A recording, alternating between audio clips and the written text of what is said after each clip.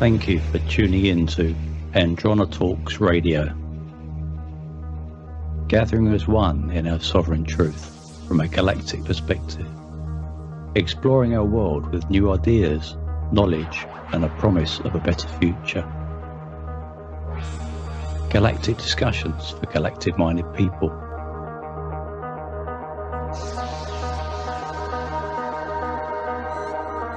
Androna Talks.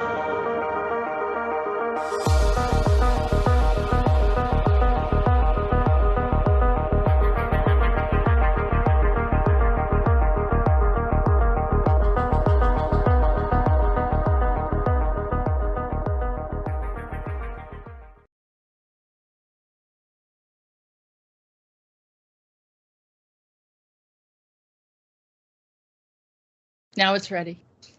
All right, so I was saying like Richard Hyland and the connection to science fiction and how like he had this classified clearance and in like the late 50s, I think, when he wrote Starship Troopers, and I remember reading it and it was blowing me away because they're talking about complex stuff we know about now in the programs in extreme detail, like depicting space as literal space, like how it actually exists. You know, how did like Stanley Kubrick depict space in 2001: Space Odyssey? Right. Being an insider to be directly shown and have this clearance to do this, kind of like George Lucas. Same thing with James Cameron. The whole Avatar program is consciousness transfer to clone body. So they're throwing it in your face. They're saying we could do this in multiple bodies. We can clone. We can take you after death and transfer your consciousness even after death and then put you in this body, and we could hold it if we want to. Yeah. I actually interviewed someone that was worked with George Lucas in the filming department, and he was there. He actually talked to the author, the writer of Star Wars. And I said, he knew a lot more than he said that he knew, didn't he? And he pretty much said that, you know, people asked him if it was real, and he would just smile. Well, think about this. George Lucas also wrote the entire Indiana Jones franchise. Yeah. Look how much was in that. You had all the connection to Hitler and him originally making this reverse engineered craft. And you've seen, I think it was one of the last ones, you see this like classified German stealth plane that, you know, was like super advanced. And then his entire obsession with like the Vril-Damen and like channeling basically the Anunnaki, and they were claiming they were like from Aldebaran, and you find out that they were actually speaking in Sumerian, and they had to translate all that, and then they were sent to like the Himalayas, and they found Vimanas, and they reverse engineered the Vimanas, and they started making the Diglaka, and then you have all the gens of all the Hanabu, and it all starts there, man. Yeah. Oh, the whole swastika thing goes back to India anyhow in the first place. Yes. But yeah, you know, Peter said that the super soldiers all know or have a connection to the ancient Sumerian, the language. I'm extremely obsessed with the ancient Sumerians and the Anunnaki, and that's my most heavily studied subject, period. Every day, 7 days a week. Anunnaki. Yeah. Have you ever heard of the, I'm sorry, I didn't mean to cut you off, the monarch kids that Peter talks about? Have you ever heard him talk about that? An actual group of monarch kids specifically, or just the premise of monarch children and the Monarch Solutions program? There was a bunch of children that got abducted, and Peter's team actually rescued a whole bunch of them. And then he worked with a bunch of them, and he has a group of them, a core group of them, he calls the Merge. I haven't heard Monarch. That. Yeah. So, but they were young.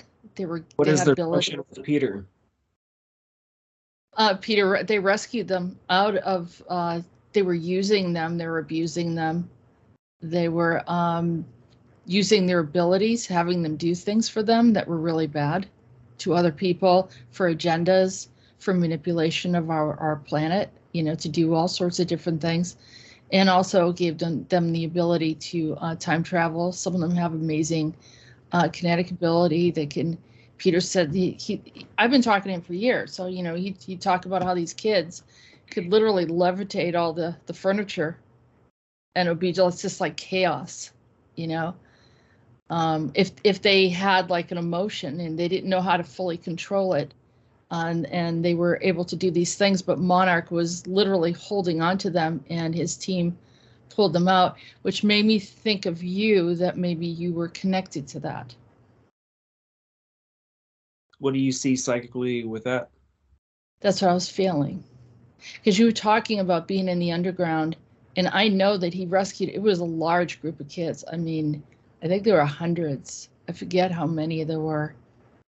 I have it in one of my old interviews. I'm meeting a lot of them recently. Like, I feel that everyone is coming to me recently in almost all my sessions. I just did my 500th individual person session today. And wow.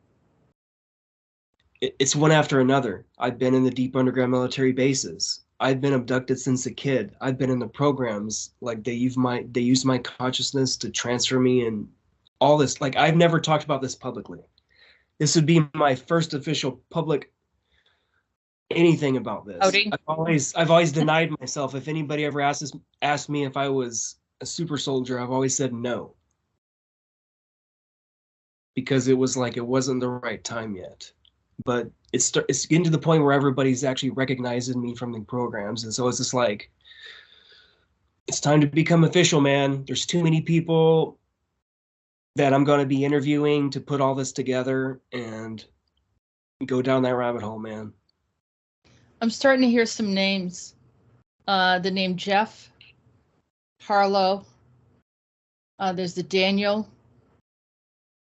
I feel like I want to write them down because I think we're going to find them. Harlow, Daniel. There was another one. This is Tommy. Dion. Arlen or Arlene. I'm not really sure which one. Does any of those names sound familiar to you? No. It could be the names that they use while they're in the programs. So I was assuming they were standard issue. Because they all have the same kind of like flow to them. There's not any really diversity. There's not really any divergent names. No, well, if you mean like something kind of unique or a nickname of some sort, no. Except for Harlow is a little different, and Arlen or Dion. Yeah, they must have been a part of your group somewhere. The like, names come they in. have a familiarity to them. It's not foreign. Like, I don't have a disconnected feeling when you said those names. And I'm seeing a kid wearing like overalls, no shirt underneath, jeans, and they're a little long for him, and they're kind of ripped on the bottom. And he's standing there, and he doesn't have any shoes on. He has light brown hair. It's kind of straight, short hair, but it's like on the side, and he looks a little dirty. But he's waiting for someone. Almost like it looks like a house in the backwoods somewhere, you know? Like they brought him to like this hidden house in the woods. And I think that they had trapped him there. I don't know who that is. Does that sound like anybody? Mm-mm. I could see him pretty clear. I remember one time I worked with these women, and it was a similar type of thing. It was like this house. It was a weird house, and I saw it, and they were on the psychic side, and they knew exactly what I was talking about. They had seen that house before. It was kind of like a rundown house. Maybe it was whitewashed, or kind of like the paint coming off of it. And they were mistreated, like they were dirty, like never bathed, and they were inside this house. So it sounds like a total nightmare. But I think I just got a glimpse all of my missing memories around childhood I don't know what I'm missing at this point, you know? What color was your hair when you were younger? Do you think that was you? It was like you was describing. I kind of almost seen myself when you was describing it, but I thought you was talking about someone else, like someone that was in my group or something, like a kid. I wasn't sure because I saw him standing there and he was looking towards someone, but I couldn't see exactly who he was looking at. More than But likely, I would have had about hair, maybe about that long if it was down. yeah, I would have been thin. I would have had a yes, six-pack as a kid. yeah, you were thin. Yep. But I did wear the overalls. Yeah, but I don't think it was your organic timeline. I think they pulled you. They pulled you, you were gone for a while, and then they took you back. But see, Monarch doesn't just do the soldier thing. They actually take the kids in, and then, I don't know, they use them for really weird things. Like, I know that I worked with a group of people where, like, it was like a core group of friends, and they saw themselves sort of going somewhere and start a fire, say in London, and then come back. And I contacted a friend from England. And I said, was there some kind of fire that happened? And, you know, I explained the type of building, and they confirmed it. So it was something that had taken place. And that's the kind of stuff that they do. It's not so much like soldiers. And sometimes they, like, even like in those shows where they show the young kids standing around in a circle, and they use their power, their personal power. They join together as a group. They create like I don't know if it's a hive mind or what's going on, but they collaborate very strongly together. And being young and innocent, their energy is through the roof, right? And Monarch would have them use them for things like that.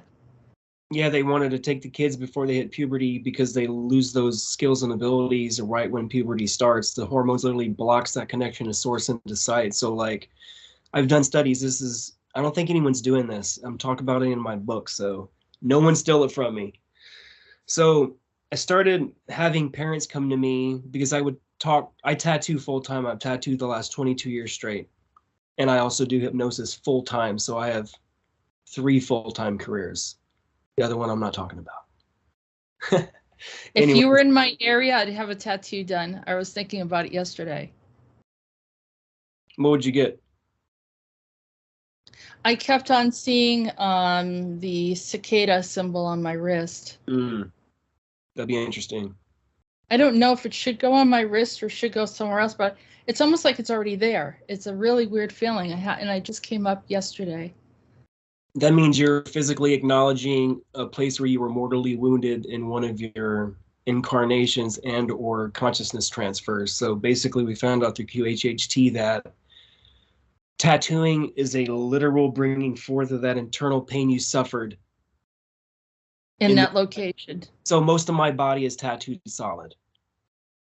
So I know I've done it. I've died so many times, so many unimaginable ways, so many just. And they would revive you. Into words, man. If you attempted to put it into a language, you literally can't describe it because there's no words to describe any of it. And I've told people, they revive you. They would let you die through some incident, and then they would revive you and use you again.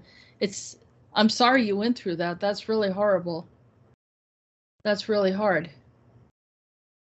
Well, I mean, what I've discovered with QHHT is I've been doing this for a couple of billion years. This war that we've been in has not stopped.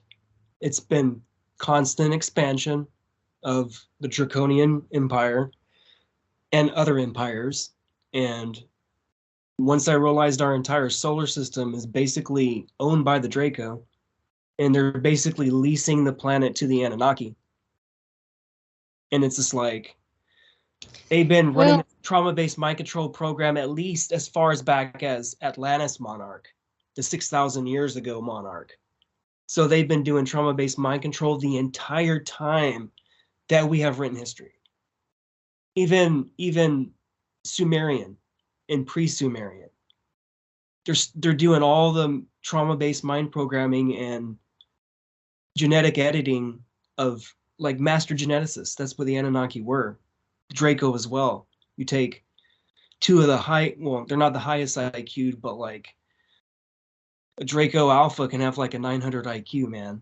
You know what you can do with technology with a 900 IQ? Like, you don't even need tools at that point. You just create it with your mind. Because you already created the technology to make your mind make it physically. Well, I think they operate too in a hive, so they collaborate well together to do whatever they're doing. But I think I don't know if I agree 100% that they have influenced or intimidated the ancient Sumerians. The ancient Sumerians are very powerful. And I don't think that they were the ones that they were stronger. It's different. They have a certain kind of skill.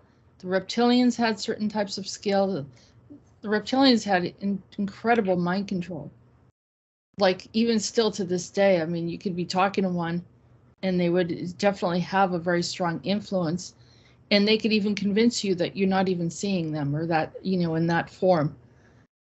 But and extremely intelligent too. So a lot of them are underestimated. Yeah, one thing that's cool about the Draco and the Anunnaki is, I think we talked about this, the wristwatch. And the wristwatch is literally a device where they can change their physical appearance. And it's a form of, so whoever holds the tablets of destiny basically controls the planet and the Matrix. And this was what was rumored to actually be in the Ark of the Covenant, as well as something else. But whoever held the tablets, they were El. And El is the highest god. And it's known as El. So the tablets were actually passed to Thoth. And from what I've Thoth had to have them in Atlantis. He was in Atlantis. He's the one that came to Egypt and started informing them about all the Atlantean technology. Thoth. Yeah, basically the Emerald Tablets of Thoth are dated to be about 36,000 BC. And he basically says, I am Thoth, king of Atlantis. A deluge happened. We're arriving here after. This place already existed. It did not get built after. It was already part of it. Mm-hmm. And then he parked his big-ass spaceship at the base of the Sphinx.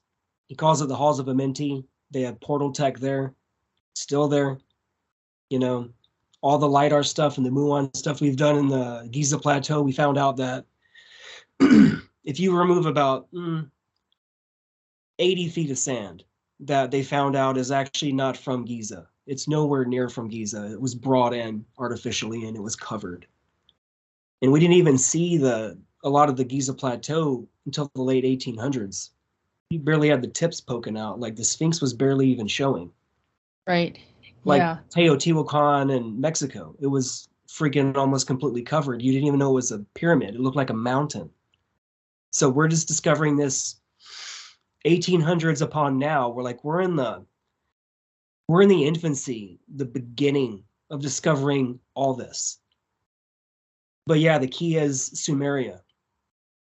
And well, they're on the verge of trying to wipe everyone at this point. They want to shut everything down because we are learning way too much, and they're not comfortable with that.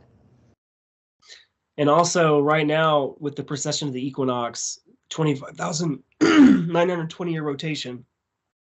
So this elliptical orbit we're caught in. And the way this works is at the midpoint of the...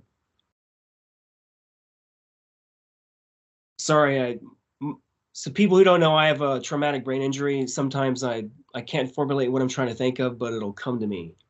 So at the midpoint of the precession of the equinox, you have this kind of activity that we get pulled in, our solar system does, and it causes chaos throughout all the planets. So they say that all these things are happening on Earth. We're having this rise in temperature.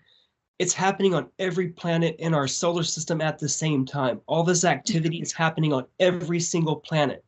NASA's already showed it. They've had to prove that this is happening, Like it's at those midpoints, you have pole shifts, you have plate subduction, you have stuff that was on top of the Earth and now it's flipped inside the Earth, And that's why a lot of these other inner Earth civilizations, they didn't just go to just certain parts of the Earth and then just stay there. They found other parts that predated them, and they went to these parts that were flipped and broken down because it's technology's everywhere.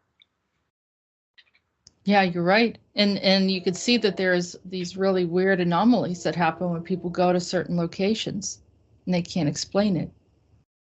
But it's just like There's definitely a ton of portals around the planet. You have the goddess vortex in Syria. Like, this is what the entire wars in Iraq has been about, that Saddam knew about this. That's like the entire Stargate program. Like, the movie Stargate was not science fiction. That was classified stuff that is now classified. And now it's in the public. You could find it on maybe CIA.gov, FBI.gov, just like the declassified story of Adam and Eve. And they still never even released the other 200 pages. It's still classified. A book that was written about Adam and Eve is classified by the United States government. That's insane. Yes. And they don't have a right to do that. But yeah, they should not withhold that information. Instead, they give us the politically correct religious documents or Well, books. the problem is, since the Patriot Act, they can now deem anything they find offensive. And offensive to them means, hey, you're not supposed to know that stuff. They could say now it violates national security. Right. Kind of like free energy. Any device that puts out like at least 60% or over unity, like they won't allow you to patent it. And then the guys that tried to, they end up getting killed. And then the guys that didn't get killed, the government took their patent, put it on the blacklist. There's at least 6,000 patents publicly that was stolen from the public.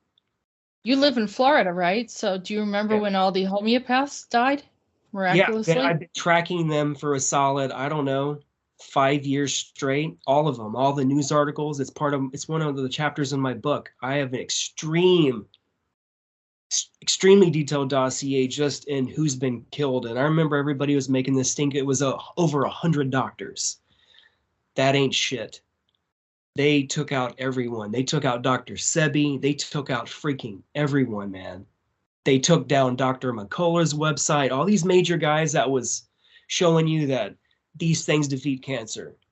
Don't listen to this Rockefeller medicine because they're actually lying to. New studies show that they were actually lying. Freedom of Information Act shows they were lying. You know? Mm-hmm. That's why I watched it. I said, this is absolutely over-the-counter drugs. I don't trust them no more. I don't. People that know me personally, I'm vegetarian and I'm organic as fuck. That should be like a bumper sticker. You know what I'm saying? Yeah. And like, I don't do chemicals, man. Organic shampoo. Like, I only drink spring water. It's just like, they've lied to us our whole life. And it turns out, and you find out they basically lied about everything. And if you can understand if they lied about everything, anything they deem safe, I'm going to assume it'll kill me. Oh, yeah. If they're really pushing it, absolutely. It doesn't make any sense. So the law of inversion, now you know their recipe. So I'm going to start cooking without that stuff. Mm-hmm. Yeah, that's a good rule of thumb. But yeah, I mean, that whole thing, I was really upset when I was sitting there watching it, and I'm like, what are they up to? And why are they stopping this? Why are they stopping people from being able to, just take care of themselves? So, I mean, the whole depopulation is pretty evident. And I did an interview with someone years ago who actually connected to this group that was like a Billy Myers group. I don't know if you know who Billy Myers is. Yeah, I've heard of stories. So they were in Switzerland, and they got a newsletter, and they literally came out and talked about the depopulation. And I said, you saw that. You saw the document that's what they were planning. I already knew that they were planning it. And these are public documents that got officially released to the public. And there's video recordings of all of it. And not just there, you have Bill Gates saying it, you have Klaus Schwab saying it, you have the entire WEF, you have the entire Rockefeller-based anything. They are all depopulation. All the Planned Parenthood stuff. Like, it's all depopulation. It's all... We know what's going on with that. I don't want to... I don't know how deep down the rabbit hole this conversation is going to get or how long it's going to get, but like... What they allow to be legal here and they get away with, it's despicable. It's horrible. There was a group of Texans that bought out some land that this Chinese billionaire wanted to grow. I don't know whether he wanted to have cattle or whether he wanted to grow food products, but they are totally into experimenting on us. They are not human, and we are their lab mice. I mean, they have no restrictions whatsoever. No one really cares.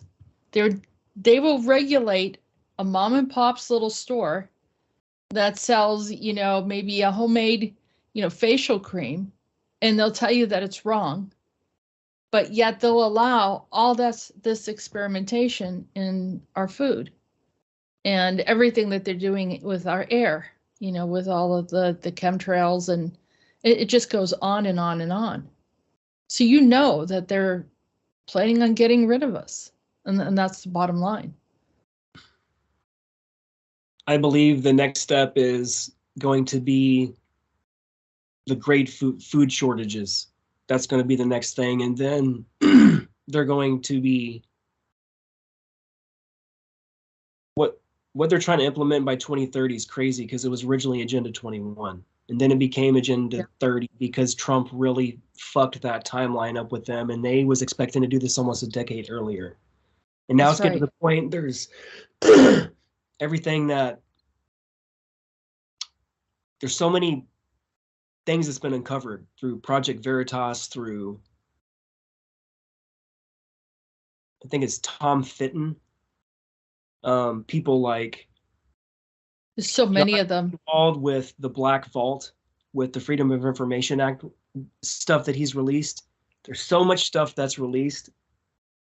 It doesn't make sense how nobody went to prison for any of this. Kind of like, no. I like to mention how Bridget de Savignon, she was that 8th grader that discovered that she was connected to Obama. And then she further discovered that all but 2 United States presidents are all connected to John Lackland of England. Everyone. Mm-hmm. He's the guy that we basically put the sword to his throat. If you're psychic and you could read my past lives, see if I was there at that moment when he was about to get his head cut off.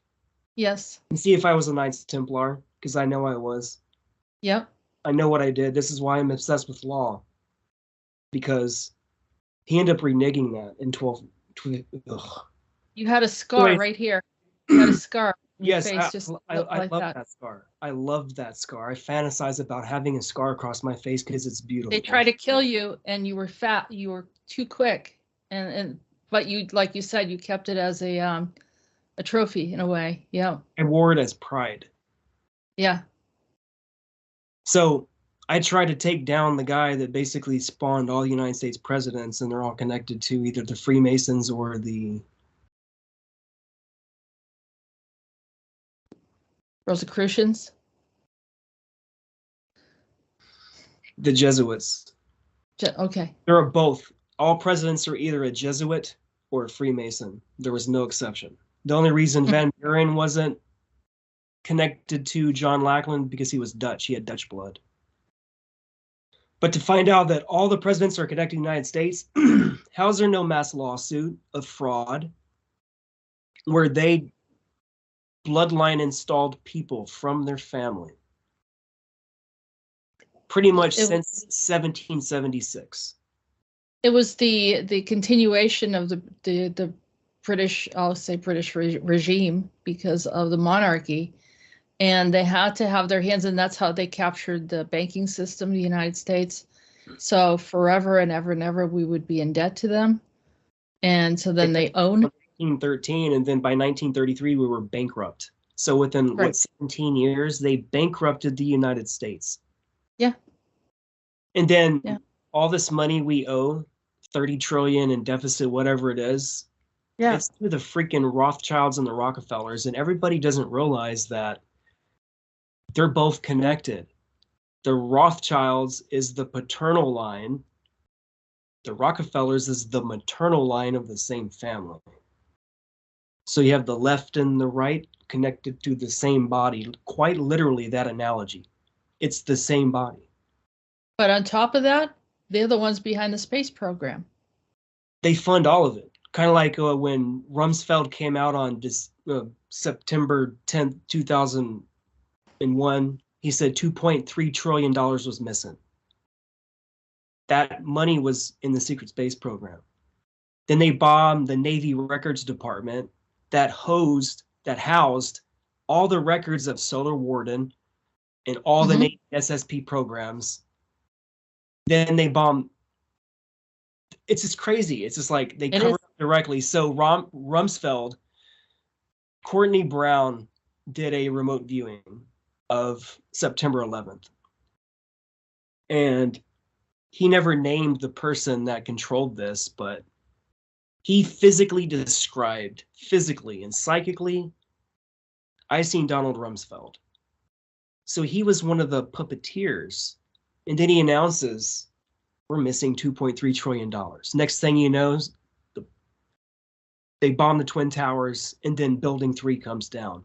Building 3 had the other records of all the SSP stuff. Because if they did a audit, it would show that all that records was in Building 3 and in the Pentagon Navy Department. They would have been fucked. Yep.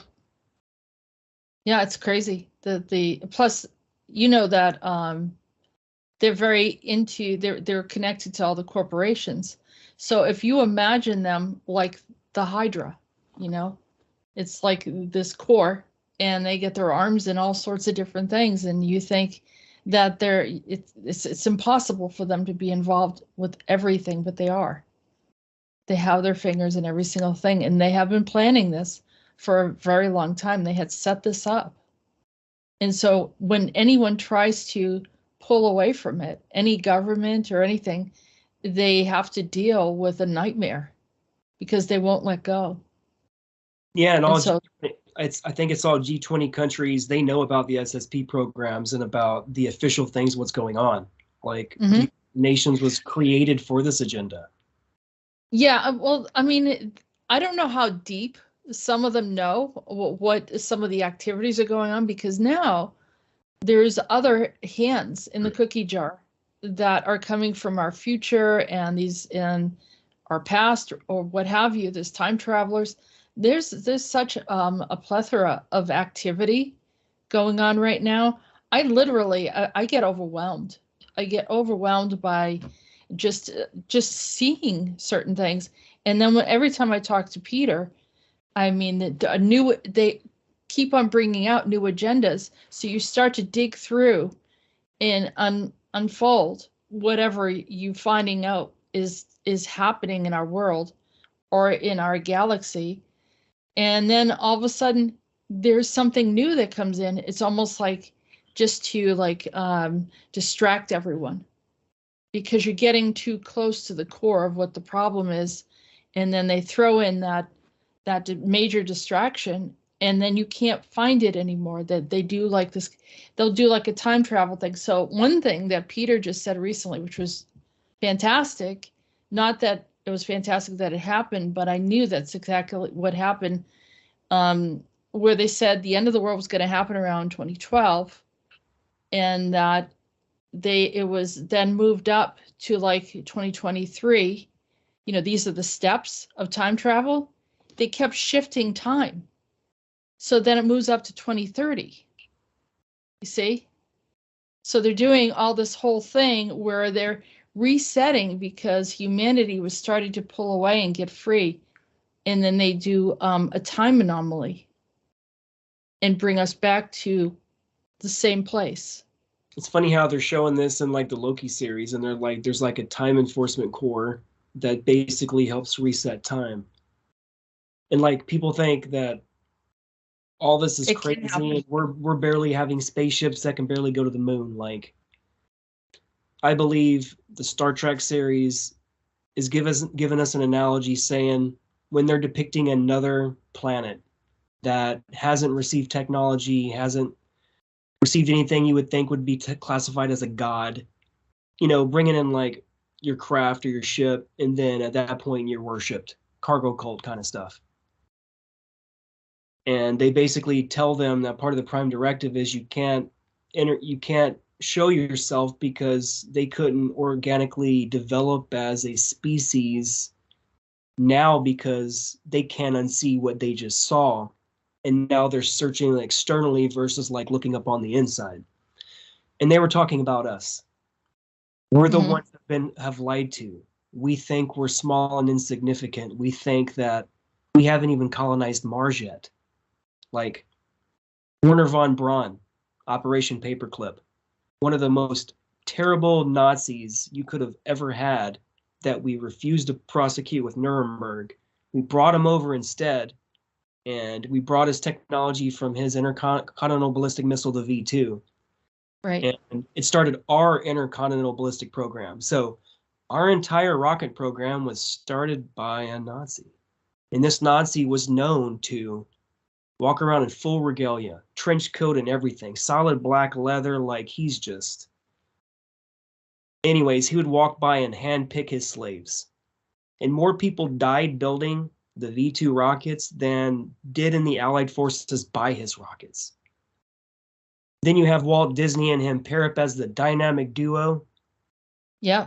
And Jack Parsons. Jack Parsons was involved, and yeah, JPL and all that stuff, man. Yeah. You know, Jack Parsons was doing some all kinds of nasty stuff, like ritual stuff there. And he talks about the Baphomet rituals and Babylon, the god Babylon, and like all kinds of stuff. And you go down the rabbit hole, and it turns out you find out that he was actually a red Alpha Draco. That's who he really was. And like the human body was just the human version of this red Alpha Drac, you know? Yeah. Yeah. Well, I mean, he was literally communicating with Aleister Crowley, and they did that whole series, which was very entertaining. And you can kind of see the interaction with them, but Aleister Crowley, you know, definitely wasn't human either. And he actually had a house in New Hampshire. I actually went to his house to check it out. I've always wondered if he was actually Draco specifically. I knew he was reptilian, but I never knew what kind of reptilian he was. Definitely high level wizardry. You know, and still that energy is around the area. But you know, if you go even slightly north, the Stephen King is there. Where did all his information stories come from? I believe he's one of those. I don't know if the term is ghostwriter, but I think he's more like the James Cameron. You get this information from classified channels, and you're authorized to disseminate it to the public with some artistic license.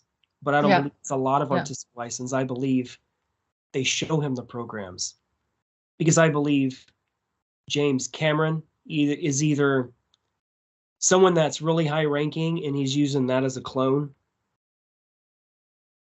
Because I don't think he's just like a regular. I don't think he's a regular NPC, like just a regular player character. I don't see that. Like Bill Gates. Like, I seen the original Bill Gates. I seen the original Melanie Gates. They look nothing alike. It is crazy. No. So it's just like, what are they doing with these people? Because everyone talks about it. Like, look at The Weeknd. Like, I didn't even know who that was. Some rapper. And then I look at the photos of what he used to look like and what he looks like now. It does not look like the same person. No. Oh, it's like these are completely, like all these famous celebrities and all these entertainers and all these rich people, they're always talking on Twitter about not bringing their clones and how they're using their clones, and they put it in all their music videos that they're clones. Britney Spears puts it in her videos that she's a clone. There's one called Breaking the Habit or Breaking the Ice. It was a animation about she was cloned in a deep underground military base, and she was breaking out and like. I know she came out and showed it in her video. It was out now amazing. With everything that's going on. Britney Spears, she was part of Monarch, and she's been raped since she was a little girl, and that's all she's ever known. And she has altars. I've watched her switch altars. I don't know how many times. Right. Like, I want to call one altar baby doll, and it's the innocent one.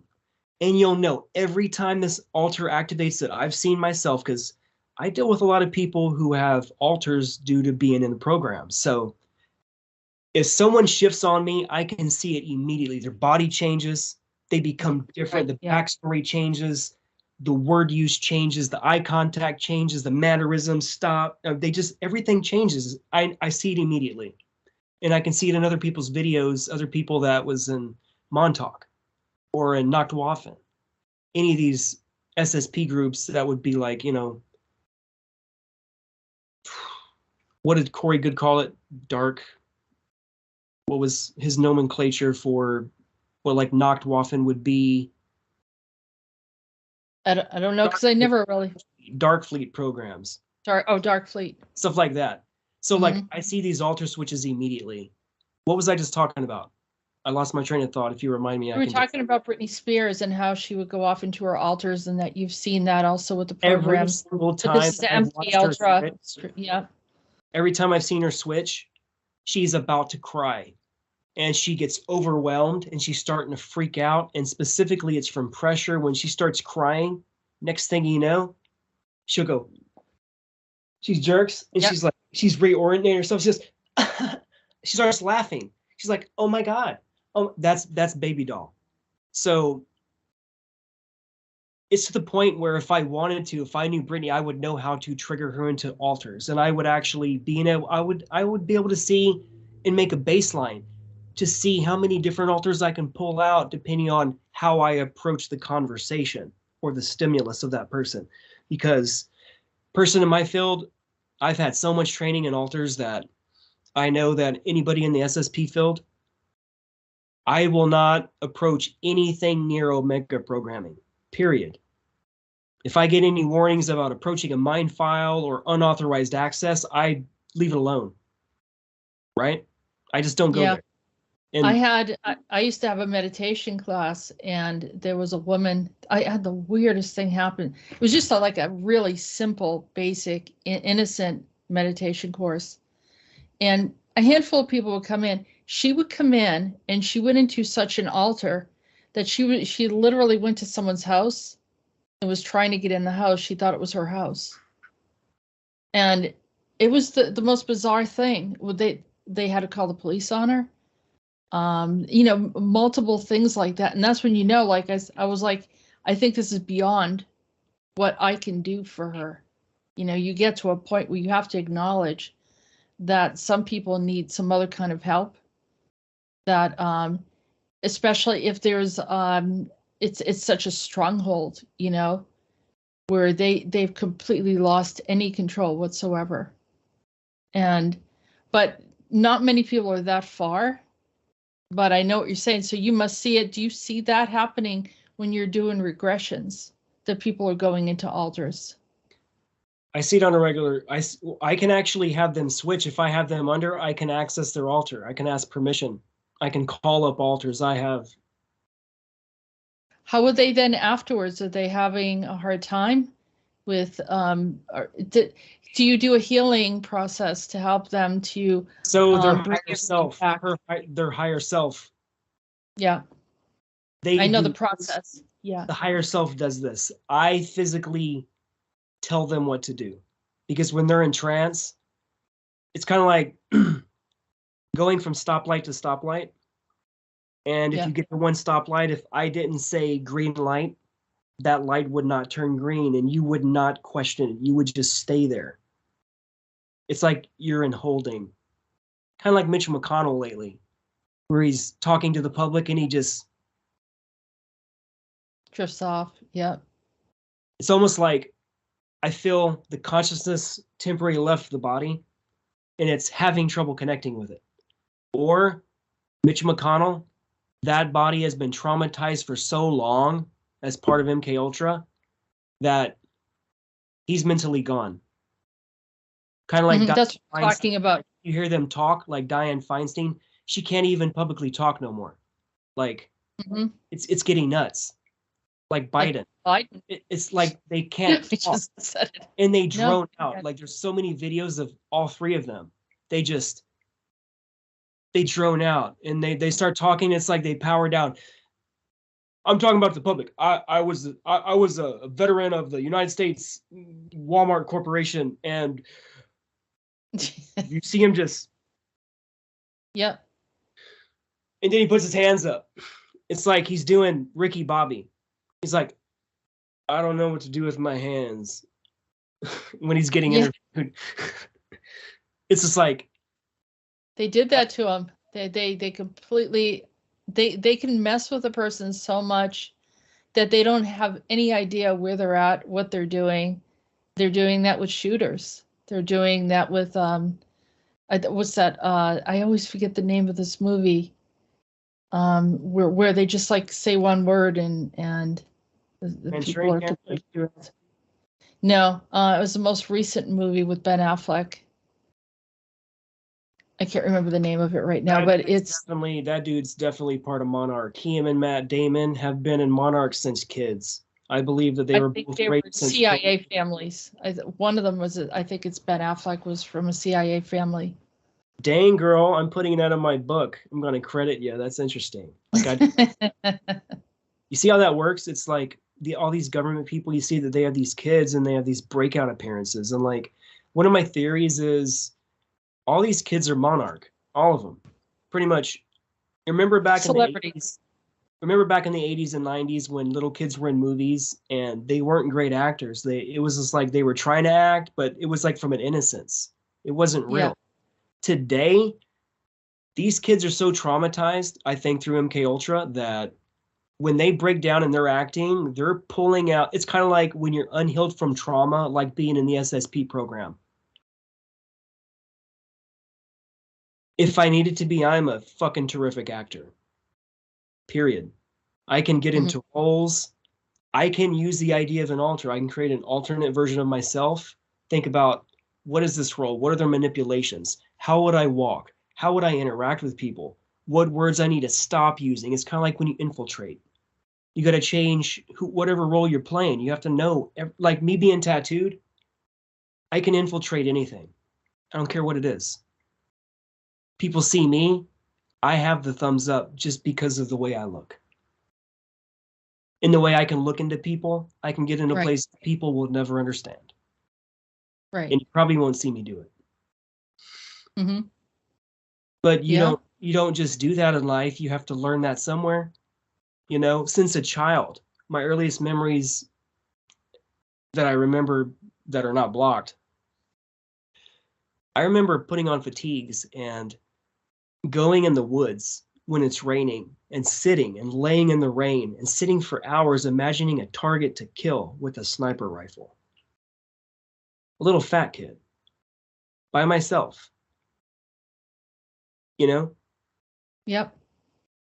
I remember, I've never told anybody this, but I felt like a soldier so much ever since I've had memories that I trained myself through adulthood where I can walk and eat public trash food like a soldier can. Or eat cat food out of a can. Why would I eat cat food out of a can? As a kid? Why? It's a survival. You're saying your survival technique. But I wasn't in survival. Kick in. For some reason, you weren't in survival, but you recognize that if you were in survival, you would know exactly what to do. Is that what you're saying? I felt that I had already ate it because remember, I don't remember losing all these memories yet. It took me into adulthood to figure out I don't remember my childhood. I never thought about my childhood. I remember it was traumatic. I remember certain things about it. I remember the loneliness, and I've always been alone the whole time. Ever since I did wake up with my memories, I've been alone on purpose. So when you have been regressed, can you tap into your childhood, or is it still blocked in regression? What I've been told by all the sessions I've done and by the times I've been under a few times. The other times have been blocked. I found out recently over and over again they've been blocked by the grays.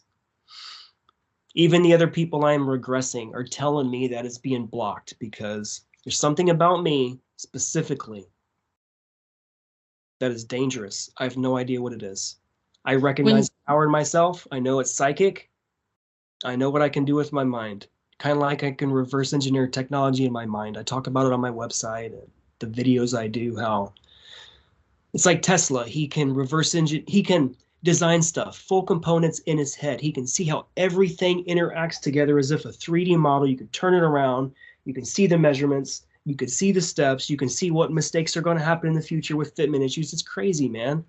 Like I have 1,000 inventions a minute. Like I have so many inventions written down on my phone, and I have no idea what to do with any of it. And it's gold, man. It's freaking gold. Every time I tell someone an invention, they're blown away. And it's You know that to have such an awesome mind and not be able to use it, man. This is being blocked. when you talk about the grays, your ship shows up. Yeah, we were talking I don't about know what that is. We talked we about talking that about- yesterday. we talking about my consciousness ship. Your body ship, yeah, yeah. The ship that is you, in essence, that helps you. Maybe that they have it. Maybe that's how they're leveraging you. They have that ship of yours, and it's just like right there, but you can't access it. I'm getting a left frequency in my ear right when you said that. Oh yeah, they don't want me to tell you that. I always pay Yeah. attention to the frequencies, and I automatically say double white pyramid of light to surround me now. And I imagine that circular. It's like squaring the circle, the Freemason stuff. I make it a sphere of energy. And like anything that serves itself, I send out. And if they really mess around, I put a mirror spell on that, completely seal it off, and reflect their intentions back to them. And if But you tell them. What I would tell them, that's me, that's my property. Get your hands off of it. Give it back to me right now. That's what I would tell them. Yeah, because my ship. You don't have to protect. You don't have to protect yourself. If they were going to hurt you, they would have already done it. That what they're doing is they're using your abilities or gifts or something, and maybe this is related to how Monarch used you. But you deserve to get anything that's connected to you is yours. You just take it, but you make sure there's no attachments to it. But you don't have to worry about them hurting you, because I mean they've probably already hurt you. So go in and get what's yours and take it back. Yeah, they've definitely they've been consistent. They will get away. Work. They will push you until, as far as you let them, until you recognize your own personal power in that area and you take it back. Believe me, I've taken back plenty of stuff and I've kicked them to the curb. And I know that you probably don't believe I do stuff like that, but I do. And I stand up for myself because, when at the end of the day, whatever, if some other group, species, race, even other humans are using your identity for anything, you will end up taking the responsibility for that. And I refuse to be in that situation. I want them to be accountable for what they do. I'll take the blame for if I choose to do something. That was my choice. But no one's going to make that decision for me. So you got to be strong in that and be assertive, because what can they do? They've already when they target you when you're a little kid, when you're young. But as an adult, it's almost like when you have an elephant, you want that elephant to not run away. You tie them, because I've been around people in circuses and things like that too. You tie the elephant when it's really young to the post, so they believe that they can't pull away from that post. So by the time they're really huge, then they're programmed. Yeah, they're huge. They have the strength to pull away from that post, but in their mind, they don't believe they can. Well, and when you're mind fractured, you just don't know that there's any other way than what you know. At that point, it's like living in a fog that you don't know there's anything clear outside the fog. There is no comprehension of anything else. That's how you think. That's the program. When you're little, you're a victim. You're vulnerable. You're looking at these beings, or even adults, as being intimidating, and they can harm you. But as you get older, you still have that apprehension, because they trained you at a very young age. And that's why they target children. They don't target adults. You very rarely hear about people being pulled into the program at the age of 50 or the age of 30. It starts way before then. It's usually between the ages, sometimes as young as 2 or 3, but many people remember around the age of 5, which is that was a lot of my recollection as well. So, and what you have to do is remember, now we're face to face. I'm not down here anymore. And so now you have to tell me whether or not you have the strength to deal with me. And believe me, I've seen plenty of them back down, because it's a whole different dynamic. I know that what they're holding back within me, I'm more powerful than they are. Yes, And you are. that's what they're scared of. Psychically, what do you sense with that? They had to train you. They had to convince you. They had to manipulate you, thinking that they can harm you. But what is yours is yours. And you could be a slave to them for thousands of years. Like I always tell people, we don't have to be victims. We can be empowered. And I'm not just saying this because I'm like some kind of cheerleader here, but I'm telling you the fact. I've done it myself, and I've helped other people get free of things that were very intimidating. There's these crazy giants. They're huge. I've interacted with them. There's all different kinds of species out there. And so you just have to know, once you know who you are and what is yours, then it's always yours, forever yours. You don't let someone come into your house. You don't let someone take your car. You don't let someone take any of your personal property, you know? So you don't let anyone take your spiritual abilities. You don't let anyone take, you know, an aspect of your soul. And sometimes they will do that. I go running after it. I said, I want it's mine. I'll catch them doing that. Yeah, because even in the programs, the Greys ask for your permission as a child. Do we have permission to do this to your body? Because we're going to make you special. We're going to give you these powers. And the little kid's going to be like, heck yeah, you can mutilate me. They're not going to tell you mutilation, but we're going to do some surgeries on you. And they always do it shotgun style. It's like one after another. It's just like moon style. If you're on the moon and the Greys are involved, it's just like Tony Rodriguez says. It's just like one surgery after another, just over and over and over, and like no anesthesia. And like he would be able to sense their conversations, and like they just don't care. To like he actually, it's kind of like the Greys talk like, I got to get back home. You know, most people think that these Greys are like thoughtless. No, most of them are assholes. They have like no empathy whatsoever, period. And they don't care because they know that you're not going to remember it anyway. So why would they want to numb you in the first place? And then if you start screaming out, they tell you to shut up. You know, it's just like. Mm-hmm. Yeah, but it's so traumatizing to recall anything like that. So I understand. I'm not like belittling the whole idea that, you know, oh, why aren't people more empowered? It's nothing like that. But I'm just reminding you and, you know, explaining to you that if you're up against a wall, you have to make a choice. Your choice could stay there. Your choice could try to run away. But imagine that piece of you is still left. You have to take what's yours back. That's the only freedom that you'll feel. And you were talking about experiments on children. What do you think is going on here with all these kids having their, you know, orientation done? They can't wait to dig into these kids. So it's no longer just in the astral or that through abductions. They're doing it in plain sight. And all the parents are raising their hands saying, I can't wait for my child to do that. And then they don't realize it's also a form of depopulation.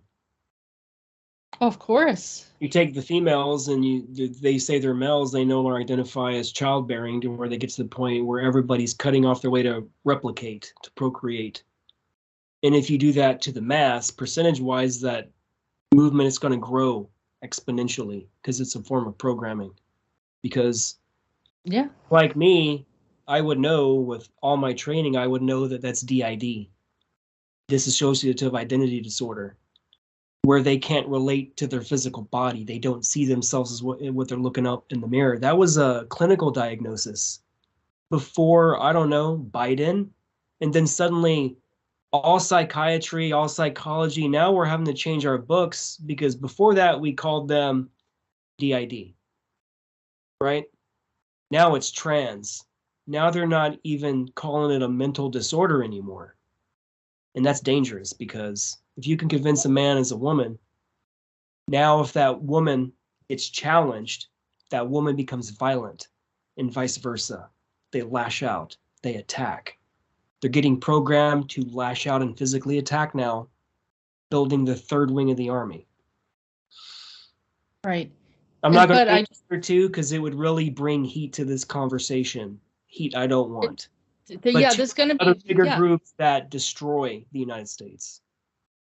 Oh yeah, yeah. I mean that they're using and leveraging hate as much as they can, and of course those people feel like they're misunderstood. And I know that, you know, there's a lot going on, and they're swapping out bodies too, and they're messing everyone up.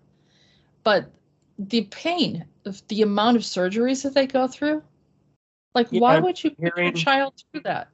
And I'm hearing now that they're having lifelong complications now from transitioning. Like the hormones they really messed up their body, and their organs are now failing, and there's no clinical research to show any of this because it's unprecedented. It's never happened.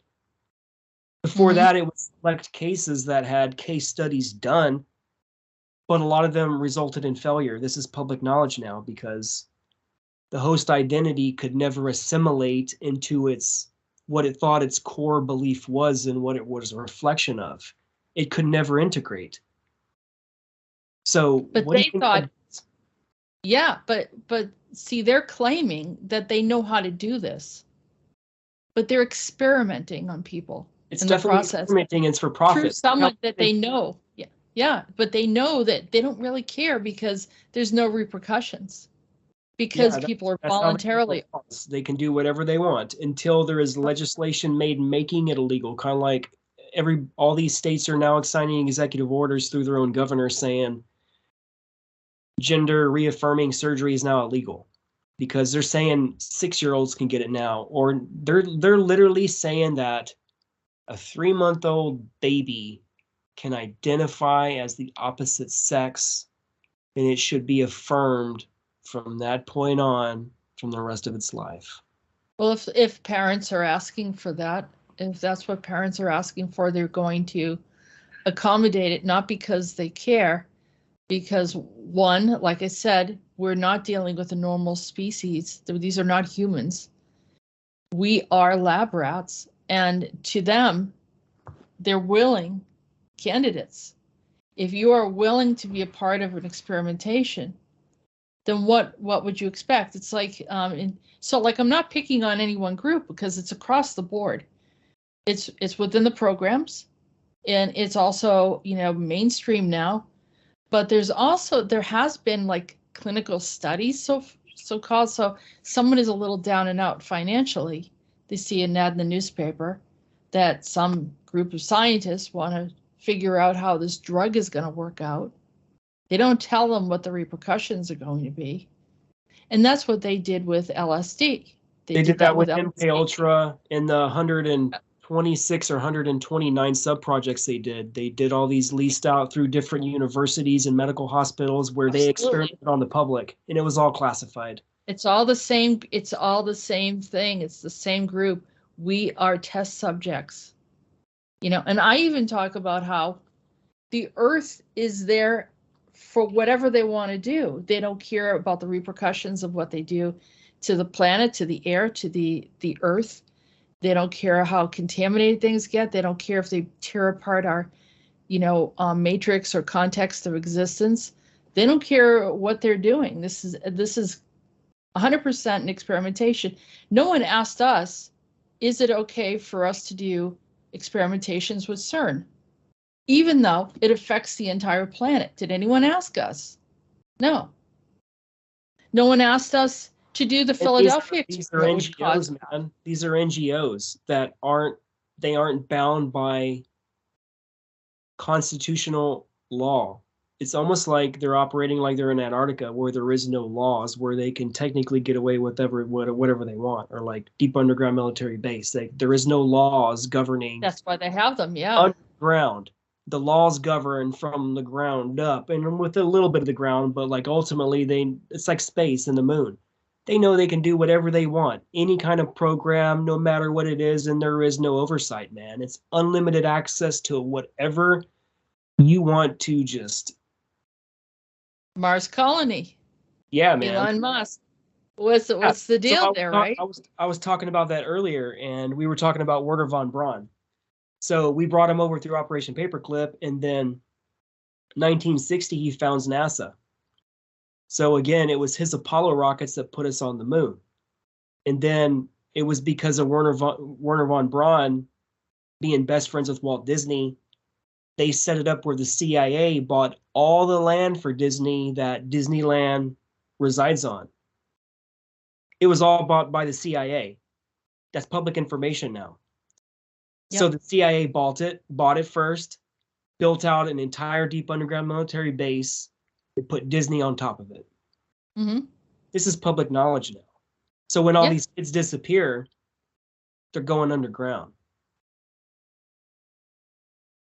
Yeah, Peter just talked about something that I remember actually is a whole bunch of homeless people were missing in New York City around the 80s. And they just took them all and started experimenting on them. I mean, that's New York City's close to Montauk. It's crazy, the stuff that's been going on. I know a lot of assets that were at Montauk, a lot, that I talk to on a regular basis, and like to hear their stories, man, it's crazy. I actually wonder if I was at Montauk. Probably, if they're talking to you about it. I was there too. I actually went there physically twice. And the last time I went there, Peter was terrified that something was going to happen to me and would not get off the phone until we left. And I don't know. Do you know who Peter the Insider is, right? Yeah. That I work with. Okay. Yeah, I had that incident, and there was also, I went over to Prague, and he was worried that something was going to happen over there. I've had a few incidences, and I've actually been. There's something up with Prague. When I was there, I felt something there in Prague, and there's something dark under Prague, man. Yeah, he said they'll take you. I'm talking about ancient, like ancient. Under Prague, not a deep underground military base. I'm talking about an ancient base. They have those Tatarian buildings, that's like those old style buildings. They're absolutely beautiful. But yeah, there's definitely some things going on underground. As a matter of fact, Peter said that in the mountains, when he was a kid, he went out there and he got taken. And he says he was one of the few people that came back. He said a lot of people go missing in some of those areas. We've got a very strange world. There's a lot of things going on that people don't understand. And we have a huge population that is missing. And they've just lost, they don't even address it anymore, especially around parks and forests. I mean, his statistics was crazy, like thousands of people missing. And you don't hear about it. There's no investigation into any of it. It's just like, oh, all these people are missing. What do we do? Back to the news. Mm-hmm. Back to the Maui fire, like. Yeah. Yeah, whatever it is that they want us to look at. And now we're finding out through Congress, like, there's over 20 or 30,000 kids missing that entered U.S. custody right at the border, and now they're all gone. There's no official chain of custody, no official record of any of these children at all. They all disappeared. What about even in Maui? From the fire, this kid's thing. I think they've reported 2,000 missing kids, and it's been covered up on the news. Everybody in Maui's physically posting videos and posting personal shit about like 2,000 kids missing. They said there was only 100 deaths. That's not what all the people from Maui said. That's not what the chief of police said. The chief of police literally said, I watched the video. He said, people need to give us a break. He almost broke down crying because he said, we're literally trying to shovel through this ash to find people. and you people don't realize that you're giving us such a hard time, these ashes are the people. There are no bodies left. The bones have been burned to ash. How is that possible? He said that on the news himself. Yeah. He almost broke down crying multiple times. Like he did It's not. horrifying. Dude. You know, when they hit Paradise, California, I had traveled through there, like, I don't know, 3 weeks, a month before. I mean, that was bizarre. And it was just like a small little town. You know, you drive through there, there's not a huge population. And there were mostly like older people or people that were living in trailers. And I think that were heavily targeted. It was really weird. The whole thing was very weird. These fires are, you know, they're not normal. We've had so many abnormal things happening. I was telling you last week, like, we were talking about how I don't even recognize this timeline, how the Mandela effect is so rampant right now, where everything's changing. And like I was proving this to people, like it's public knowledge that Star Wars has been changed. Like, you know, everybody thinks he says, "Luke, I am your father." Apparently he never said it. And it got to the point where I looked it up online. I started checking my Blu-rays and DVDs. I'm like, okay, I'm going to try to go back farther because everything I played all said, "No, I am your father." And I'm like, that is not what he said. He said, "Luke, I'm your father," because they've made that's what I remember. Yes. Off movies where every single actor literally said, including Jim Carrey and whatever in Living Color, "Luke, I am your father." It's just like, how is it "No, I'm your father"? And all the VHS copies I've ever found, all of them are all "No, I'm your father." So either someone has control of the Matrix and they put update, enter, and it changed all the information. Kind of like Sally Fields and literally they shifted us into another reality, which is a variation of what we knew before, and that's how it happens.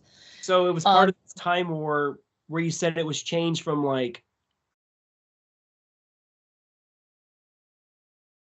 I'm mind farting again, Agenda 21, and then they had to increase it to 23, and then it's now 2030. That's what you said, right?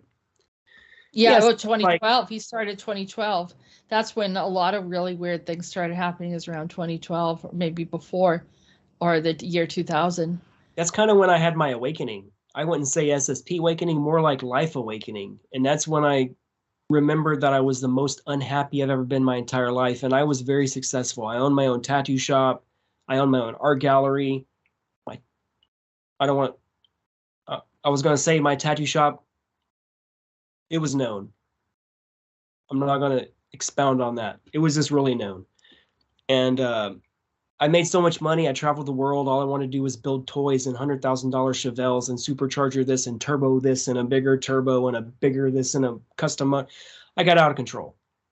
And I didn't feel connected to anything. So I made this decision that I would sell everything and move the fuck away from everyone that I've ever known and start my life over from the beginning, not knowing a single person.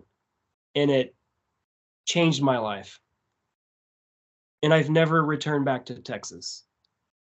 It's been like... Oh, you're originally from Texas? Yeah, Dallas-Fort Worth.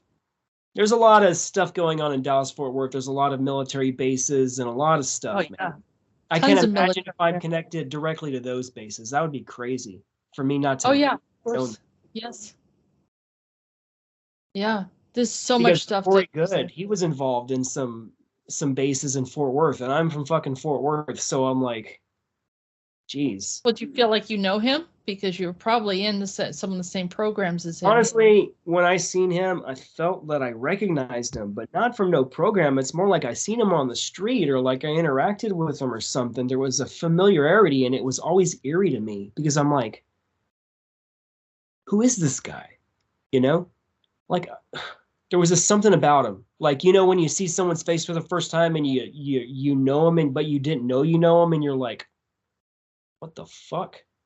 One of those. A lot of people that, you know, you see someone, a lot of people just recognize them or gravitate towards them. It's because there is a projection of whatever they're doing, and very likely you were in that program, but they reframed it in your mind so it felt like it was in your neighborhood. I know that I've always seen TR3Bs. They've been plaguing me for a long time, to the point where I know the patent number, US 20060145019A1, patented by John St. Cloud. I always get his That's good. last name backwards because, like, my dyslexia from my bike crash, but like, I'm pretty damn good with information, man.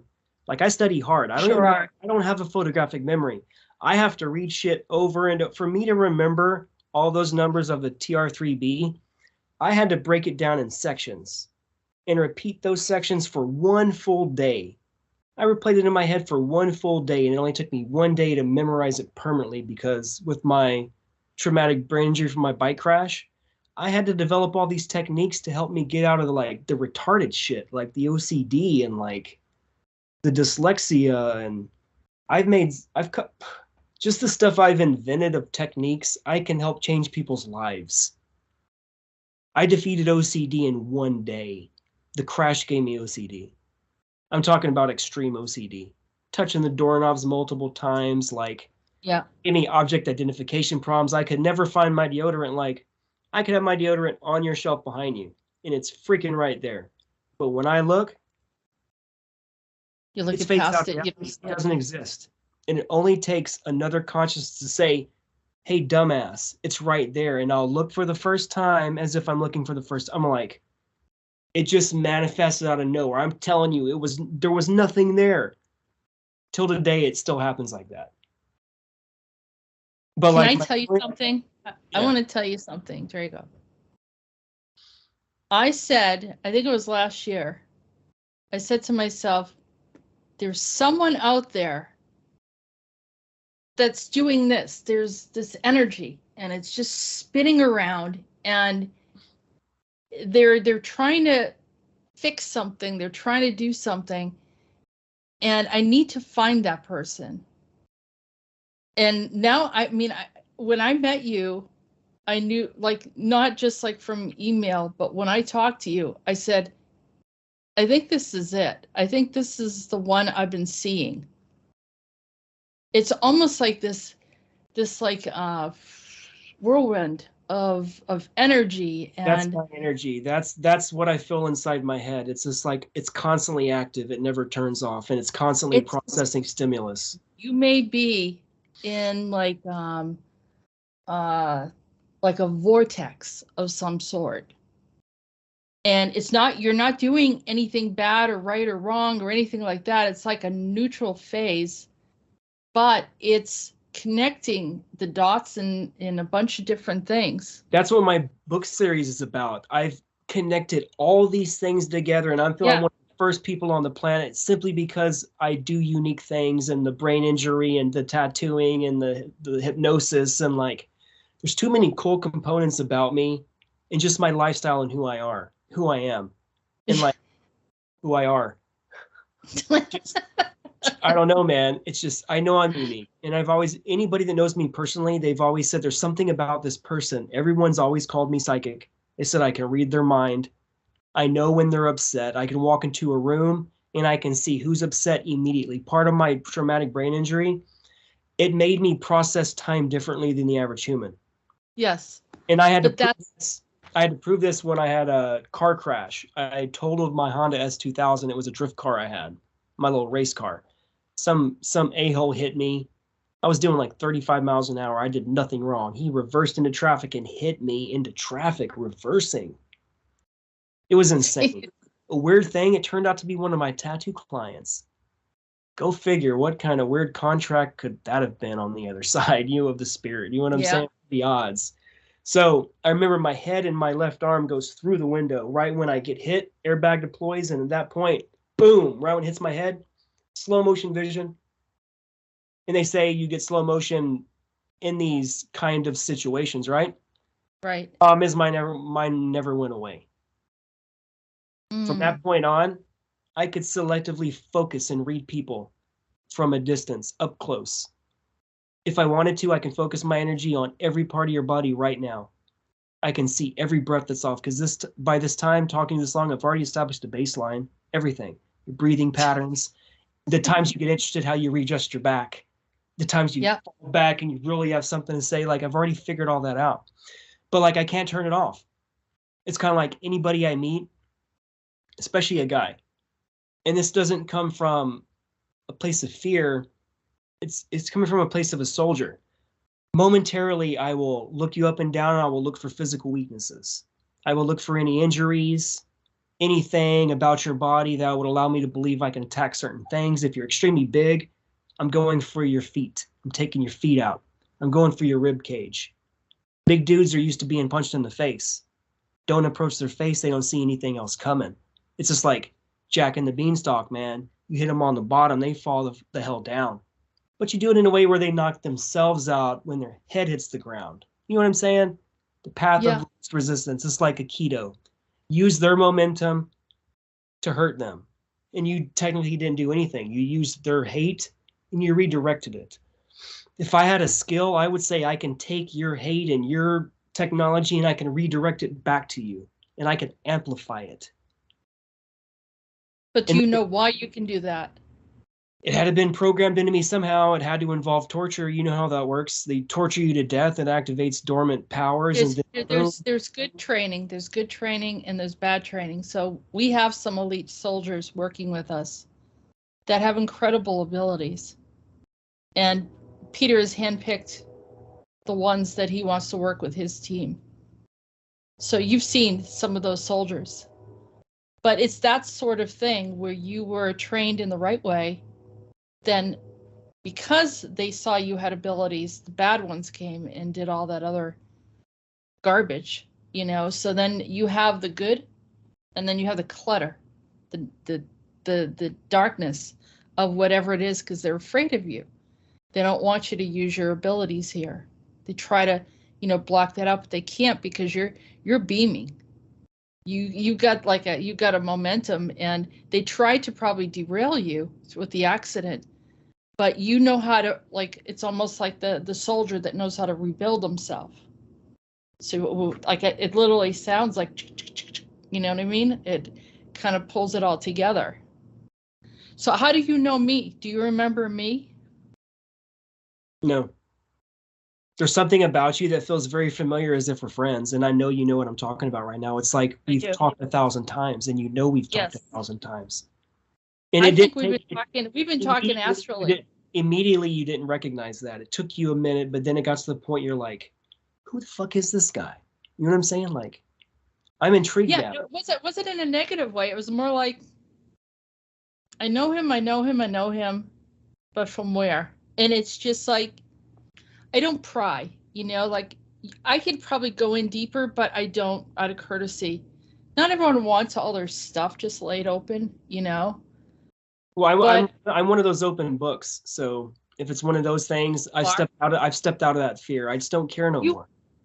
Yeah, no, I know. And I relate to that because you're real. I like that you're real and you're very down to earth and there's no agendas. You just are trying to figure out what the hell is going on. And that's what made me go public, is because I was aware of all these things happening to me as a child. And I was trying to figure out, who are these people? I had people showing up. They would leave. I'd go looking outside. I don't see where they're at. They're gone. They don't get in a car. They don't close the door. Where did they go? I had that happen at the coffee shop 2 days ago. I was sitting in the coffee shop. A guy turned and looked at me. And he said, "How you doing?" And I'm like, "I don't know who that is." And then I thought about it. I said, "I think I know who that is." And I jumped up. I went out the door. Gone. Nowhere. You know what I'm so trained to do now? If some person suspiciously comes out of nowhere, especially if they look like a military age male or something government, I'll automatically say "Sprechen Sie Deutsch." See if I can activate an altar if they're in the program. I'll be like, at least at that point, I'll know who they are. I ask that to everybody. Yeah. Anybody I Not say all of them. meet, Not I'll all of them are say- doing that. And the problem is that can actually activate someone who listens to this. So it's a double-edged sword. That can activate an altar right there. That'll definitely activate some altars. So we need Oh, a to lot of post things this we video. said will do that. Yeah, we need to put like a warning in the beginning or something, you know, something like that. You have been listening to Androna Talks Radio. Join us on YouTube channel Jessica Arael Morocco and visit her website at www.readingsbyariel.com.